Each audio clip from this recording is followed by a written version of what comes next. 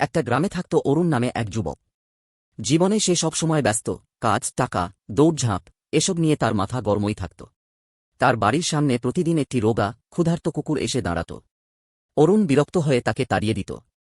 একদিন সন্ধ্যায় আকাশ কালো হয়ে গেল। প্রবল বর্ষা, বজ্রপাত, চারদিকে অন্ধকার। অরুণ বাড়ি ফেরার পথে হঠাৎ পা পিছলে গভীর গর্তে পড়ে গেল। শরীরে ব্যথা, বাইরে সাহায্য চাওয়ার মতো কেউ নেই। উপরে শুধু কালো আকাশ। হঠাৎ সে শুনতে পেল ঘেউ ঘেউ আওয়াজ। দেখল সেই রোগা, তাড়িয়ে দেওয়া কুকুরটাই গর্তের ধারে দাঁড়িয়ে আছে।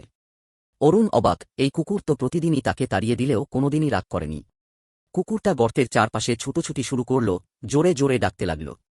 গ্রামের একজন বয়স্ক মানুষ সেই ডাক শুনে দৌড়ে এলেন। দুজনে মিলে অরুণকে টেনে তুললেন। বাঁচার পর অরুণ কুকুরটার দিকে তাকিয়ে থাকে। কুকুরটা ভিজে গায়ে, কাঁপছে, কিন্তু চোখে অদ্ভুত মমতা। অরুণ কাঁদো কাঁদো গলায় বলল, আমি তো তোকে কখনো ভালোভাবে দেখিনি, অথচ তুমি আমাকে বাঁচালে। সে কুকুরটাকে কাছে টেনে নিল। সেই দিন থেকে অরুণ প্রতিদিন কুকুরটাকে খাবার দিত, চিকিৎসা করালো, আর একটা নতুন নাম দিল, বন্ধু।